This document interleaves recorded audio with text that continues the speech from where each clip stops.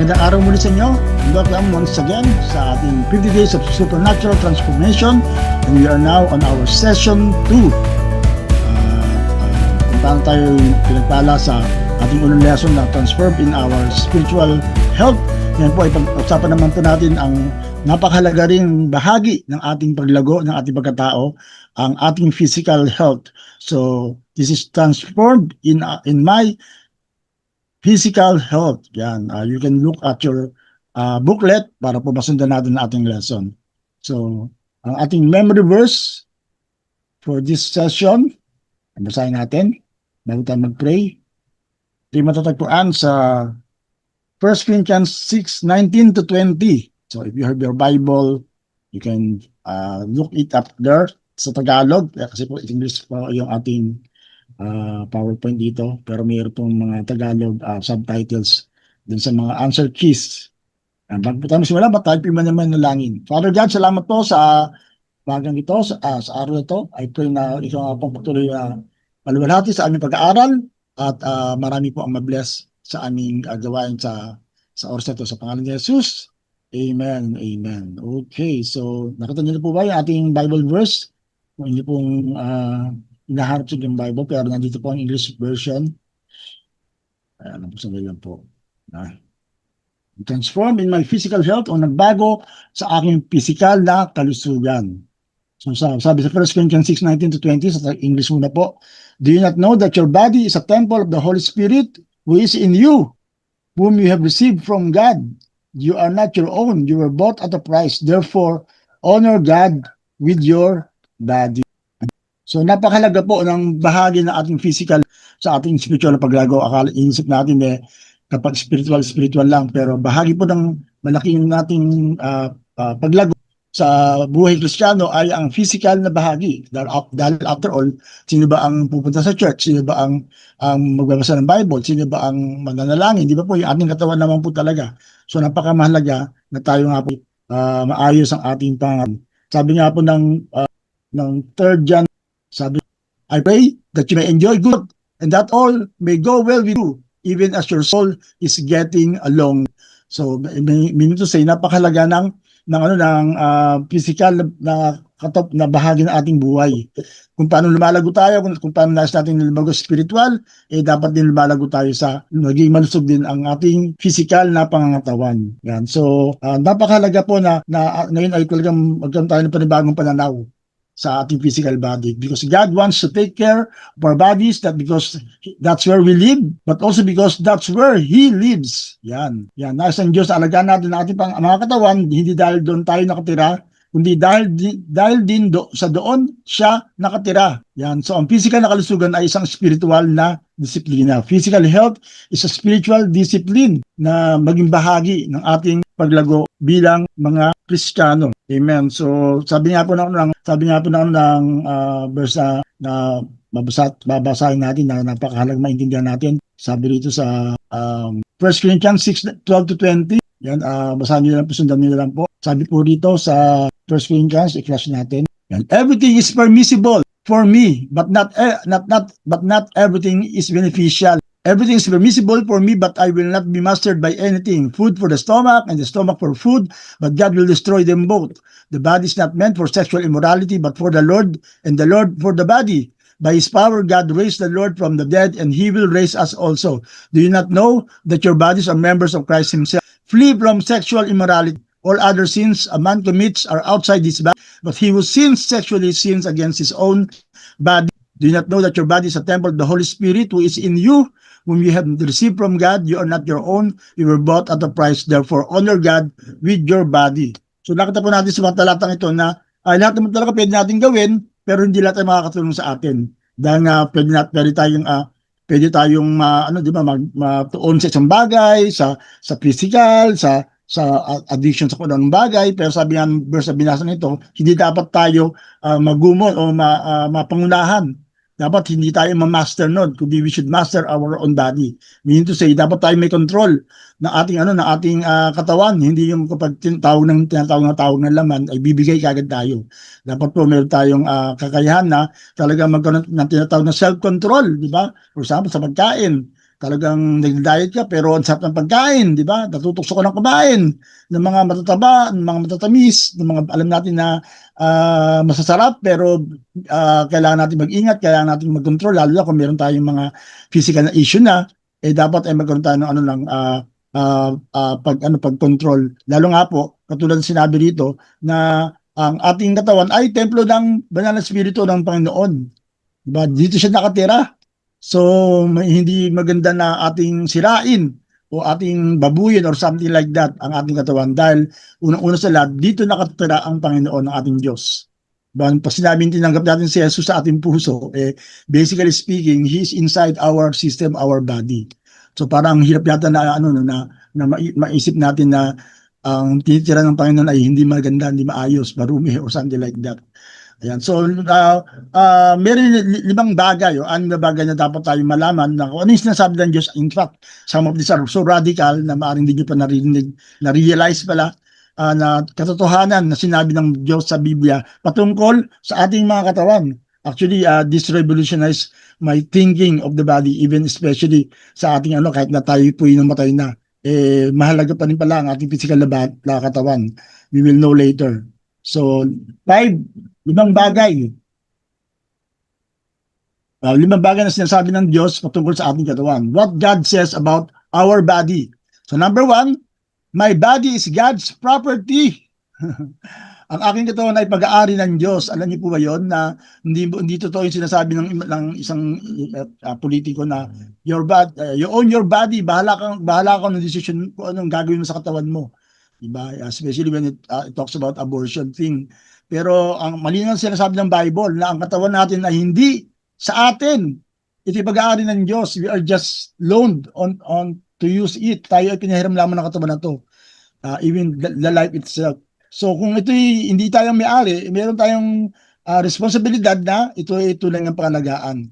Sabi ng Psalms 139, 13-14, you created every part of me. You put me together in my mother's womb. I am fearfully and wonderfully made. Siya ang lumikha sa atin. Siya ang nabuo sa atin. And therefore, dapat po ay ma-realize natin na ang Diyos nga po ang mayroong karapatan sa atin. At yung ipagagawa ng Diyos natin yan ay may layunin kung bakit binigay sa atin. May layunin kung bakit tayo ginawa ng katawan. May purpose ang ating katawan at dapat gamitin ito sa tamang layunin na ito'y ginawa. Diba? Katulad niya ng sinabi yung verse ni Pastor Boy yung Ephesians 2:10 na tayo hinanda sa mabubuting gawain. So yung katawan natin ay hinanda ng Diyos yan para sa mabubuting gawain. Kaya ka magaling umawit para gamitin ang awit, ang boses mo para sa pagpupuri sa Diyos, pag-awit sa Panginoon. Kaya magaling ang kamay mo para ikaw tumugtog o para ikaw ay maglaro ng sport na magbibigay kaluguran sa Panginoon. Diba? Natutuwa ako kay isang sikat na basketball player. Talagang pinapasalamatan niya ang Diyos sa kanyang galing sa pagbabasketball.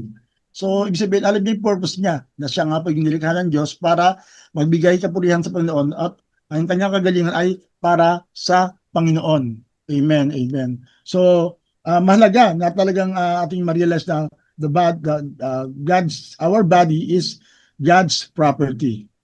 Amen. Number 2, dahil ito ay hindi atin, ang inaasahan sa atin ni Lord ay tayo po ay mag-manage ng katawan nito. God expects me to manage my body. Napangalagaan ito, talagang pamahalaan. Ibig sabihin ikaw ang responsible. Hindi ikaw may-ari, parang yung, di ba, yung manager, boss, owner relationship. May business, may business, tapos binigyan ng manager, at yung manager na yung mamamahala para sa business na yun. Na kailangan ito ay kumita, maging maayos, at ganoon din ang ating katawan na binigay sa atin ng Diyos para pamahalaan. Diba katulad ng binasa natin kanina, we should not be mastered by anything. Ibig sabihin, hindi yung mga bagay sa paligid natin, hindi yung mga nakakagumong na bisyo o mga hiling natin na sa ating susundin na kung ang katawan natin ay gusto magpuyat, parang magpupuyat ka na lang. Kung gusto mo ng katawan mo kumain ng maraming pagkain na hindi naman healthy, susunod ka lang sa layaw ng katawan, layaw ng laban, ang tawag nga natin doon, na talagang hindi nakakatulong sa ating physical na pangatawan at naapektuhan din ang ating spiritual na pangatawan. Kaya nga po, di ba, kapag tayo ay may sakit, siguradong hindi ka makagawa ng maraming bagay na spiritual. Hindi ka magbabasa ng Bible, hindi ka makakadalo sa church, at hindi mo magagawa yung ministry na bigay sa iyo ng Panginoon. So, napakahalaga na ito po ay ito ay ating pangalagaan. We are just a steward of this body. Na balang araw, ito isasolid din natin sa Panginoon. At isa sa itatanong sa atin ni Lord, kapag tayo humarap sa Kanya, tayo nagbigay ng accounting, ay ano ang ginawa mo sa binigay ko sa iyo? Ano ang ginawa mo sa katawan na binigay ko sa iyo?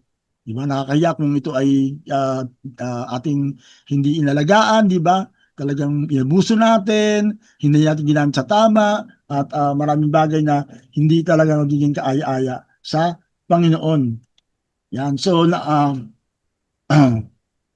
at sabi, ang ibig sabihin pa nga doon sa 1 Corinthians 6 nga, ang isa pang binanggit niya, yung tungkol doon sa sexual immorality na kung saan, akala na iba, yung ang katawan natin ay nature natin ang bumigay sa tao ng laman. Di ba? Kalang ng katawan ko, parang di ba, I need to give in. Pero sabi ng Bible, ang body natin ay templo na banal na spirito, ito ay dinilikha para gamitin ng banal na spirito, hindi para bumigay sa tao ng laman. So therefore, that's a part of our life na dapat nating i-master, dapat nating kontrolin, na makita natin na tayo ang boss ng ating katawan talaga. Hindi ang katawan ng boss natin. Nasusunod tayo sa layo ng laman. Yan, kaya dahil nga, gano'ng kahalaga ang ating katawan, sabi sa number 4, my body will be resurrected after I die. Wow! Yung ating katawan ay bubuhayin muli pagkatapos kumamatay. Ito nga yung isa sa nag-revolutionize sa akin na truth, lalo nga nung namatay po si Pastora. Nakala natin yung ating nasa Ataol, wala na yun, hindi na si Pastora Maricel yun, o hindi na yung namatay nating minamahal. Kaya parang kahit na hindi natin siya bigyan ng dapat na paggalang o pagrespeto, ay okay lang. Pero hindi pala totoo yun, kasi nga ang representation ng kung sino tayo ay wala iba kundi yung ating yung ating katawan, yung nakikita natin. Di ba, kaya nga to the point of God honors that body, na kapag tayo daraso ay ang gagamitin din katawan ay yung katawan na ating ginamit while we are here, di ba? Kahit na abo na yan, kahit na maghiwa-hiwalay yan, sabi ng Bible, ito'y mabubuo, magsasama-sama, at i-glorify ni Lord. Magkakaroon na ng version 2.0 na katawan. Intindihan niyo po, ang i-glorify din ng Diyos na katawan ay yung katawan mo mismo. So kaya kailangan pangalagaan talaga natin yan, kasi talagang design for eternity. Imagine yan, permitting the Lord for our eternal stay on heaven. Ipapalitan lang, pero yun pa rin ang gagamitin, yun pa rin magiging base. Diba? Yun ang i-glorify niya, yun ang aayusin niya para tayo ay mag-reign together forever with Jesus. Kaya ganun ang paggalang ni Lord sa ating katawan. Minsan talagang binabaliwala natin, pero God Himself honors that very body that we are having. Sabi ng 1 Corinthians 6:14, by His power, God raised the Lord from the dead, and He will raise us also.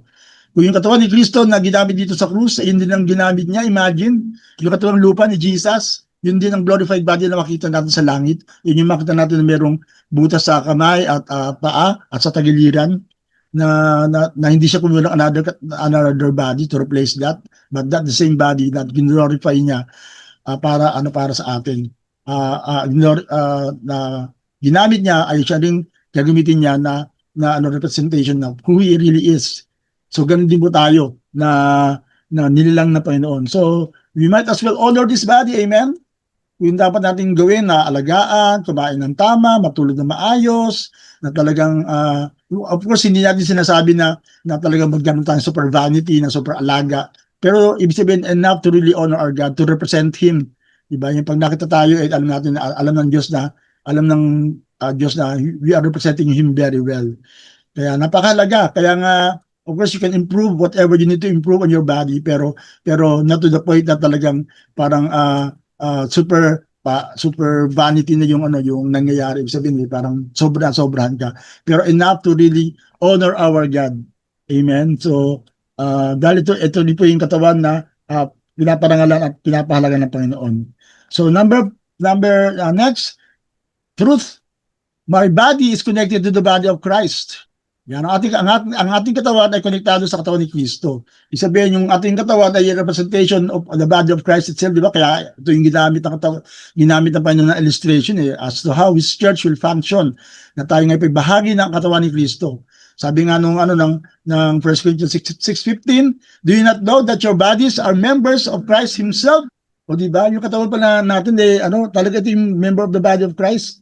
Diba? Ito yung nakikisalbuha sa pagtitipon-tipon, nakikita ng ating mga members ay ang ating mga kapatid na yung ating physical na katawan, di ba? Although we're connected in spirit and our soul is sumasaya, pero yung physical presence natin, yun din talaga mahalaga. Wag lagi natin sinasabi na hindi niyo ako kasama physical pero kasama niyo ako sa spiritual, spirit, di ba?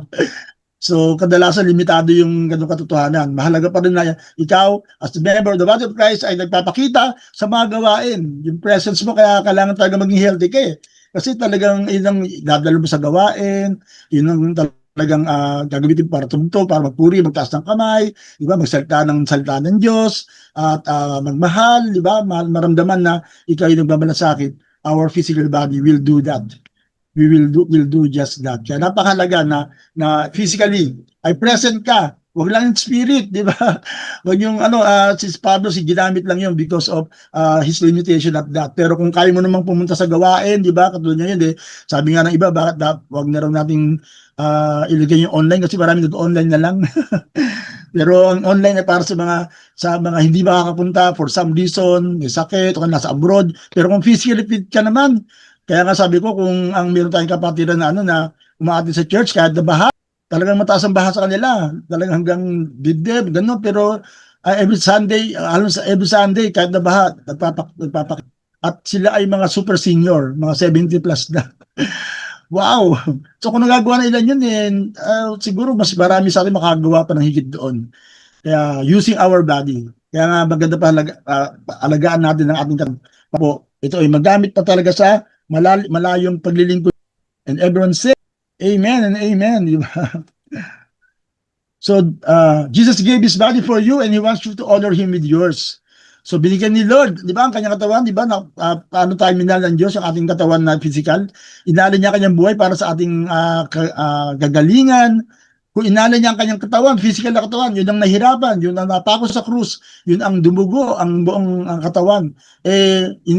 Inaasahan din ni Lord na ialay natin ang ating katawan na bilang parangal, parangalan natin siya sa pamamagitan ng ating katawan. Na ito nga po, sabi nga ng Romans 12 verse 1, di ba? Ialay natin ang ating katawan. Hindi yung kaluluwa, hindi yung espiritu. Diba? I beseech you therefore that you offer yourselves as living sacrifice, offer your bodies. Actually, sinabi, offer your bodies as living sacrifice, which is our reasonable form of worship. Napakaganda nga ng turo dito ni Pastor Reggie, di ba? Dahil ba't katawan ang sinasabi ni Ari? Kasi nga yun po yung kadalasang kumukontra sa mga spiritual na bagay, di ba po? Di ba? Ito yung ayaw magsimba, ito yung ayaw magbasa ng Bible, ito yung ayaw tinatamad, pero para tayo magkaroon ng spiritual worship, dapat yung katawan mo ang ialay mo. Di ba talagang ikaw yung magkaroon talaga ng sakripisyo, magkaroon talaga ng effort na tayo po ay mag-alay ng buhay sa Panginoon. So napakalaga na ito ay ialay natin sa Panginoon dahil by being part of the body of Christ. Amen. So our body is connected to the body of Christ. At mahalaga rin na malaman din natin, ito napakalaga, the Holy Spirit lives in my body. Diba kaya nga mahalaga ang ating katawan, hindi dahil lang dito tayo nakatira, kundi higit sa lahat, dito nakatira ang Holy Spirit. Ang banal na Espiritu ay nakatira sa katawan ko o sa iyong katawan. Lagi natin inuulit, 1 Corinthians 6:19, do you not know that your body is a temple? Diba yung templo, talagang ito yung sa Old Testament, ang mula tinira ng Diyos, diba, yung tabernakulo ni Moses, naging templo ni Solomon, pero later on the New Testament, ano na tinitira ng Panginoon?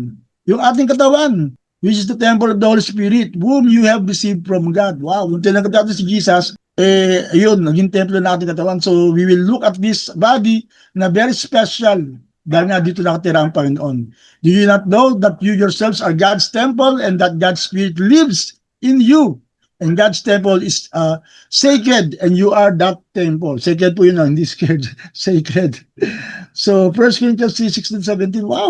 Kung maintindihan natin na ito po talagang templo ng Panginoon, talagang dapat talaga alagaan mo, di ba? Ayusin mo, talagang, di ba, kung gaano tayo nag-aayos ng church, iba na ating bahay, talagang gagandahan mo talaga yung ating yung ating bahay. Hindi natin pababayaan masira yan, diba? Hindi natin pababayaan talagang mabulok lang, kundi you will do your best. So, ganun po sana din po ang talato natin sa ating katawan, not just for physical reason, but more importantly, for the spiritual reason of that. And because that's where the Holy Spirit lives in. Diyan po nakatira sa ating katawan ang banal na Espiritu. Wow, kaya so special our body. Let's give it to God na talagang maging special ang ating katawan. You are God's dwelling place on earth. Diba? Ito ay tirahan ng Diyos dito sa mundo. Kaya napakalaga na tayo po ay talagang i-represent ang Panginoon. Na kapag nakita ng mga tao ating buhay, ito ay talagang good representation of our God. At katulad ng binabanggit, for we are the temple of the living God. Yan, wow. So, can you imagine God, the maker of the universe, is living inside of us? And that is very super powerful. If you can just imagine na tayo tinitirahan ng Panginoon. Nawa ito yung magbigay din sa atin ng supernatural transformation na we're not just a nobody. We are very special. We are somebody because God lives in you. Ang Diyos ay nakatira sa iyong puso, sa iyong buhay, sa iyong katawan. Wow, praise God. At Jesus bought my body on the cross. Tayo binili ni Jesus. Yung ating katawan, binili ni Jesus sa krus. Diba? Nung si Jesus ay namatay, hindi lang kaligtasan natin spiritual, kaluluwa, kundi ang ating katawan din kasama sa binili ng Panginoon.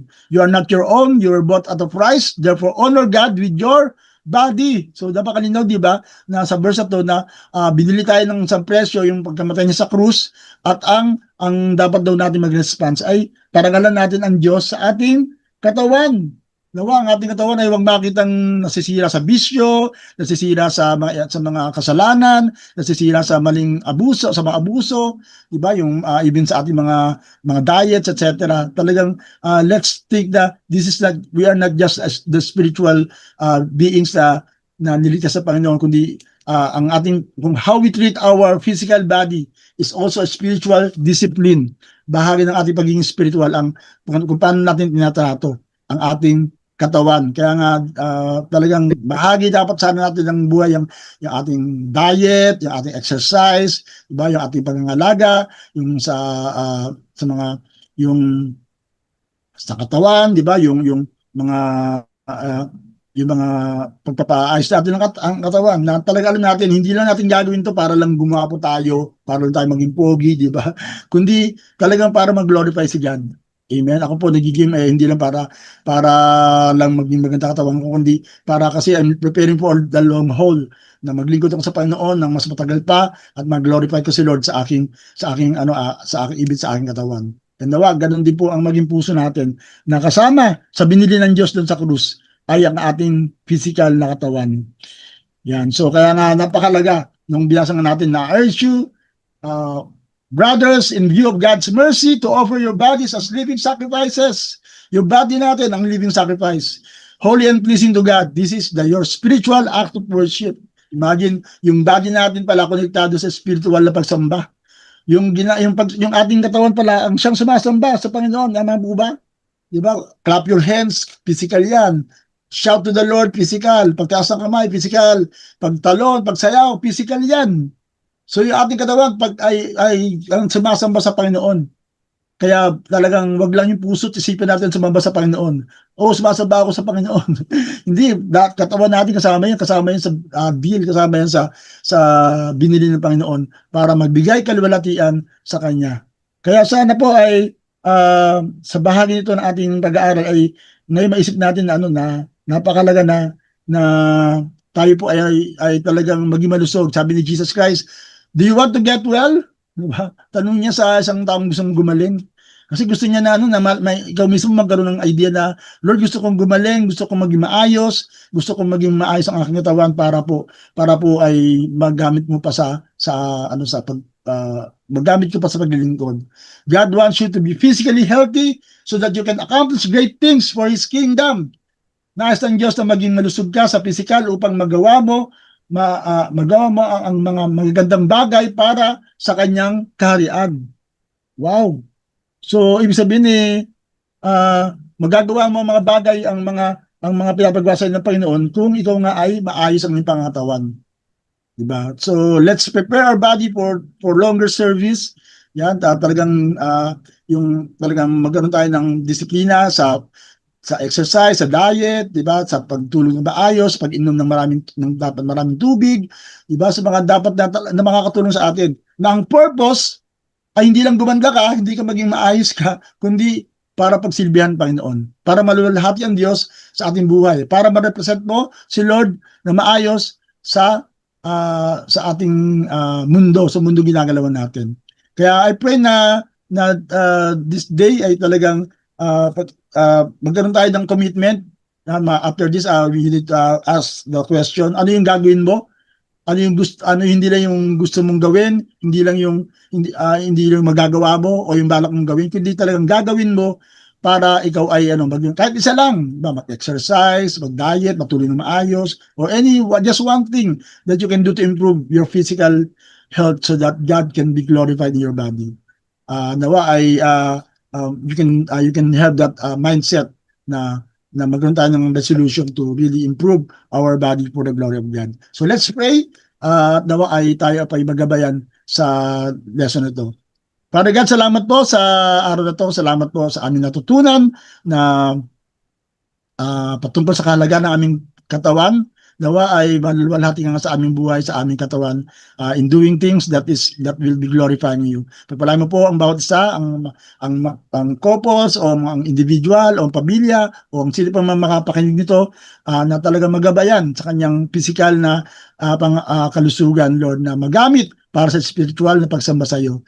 Kaya papurihan ka sa aming buhay, maluwalhati ka sa aming katawan. Sa pamamagitan sa pangalan ni Jesus, Amen. Amen. And God bless you, and hope you will have a wonderful reflection and take away on this lesson. See you till next session.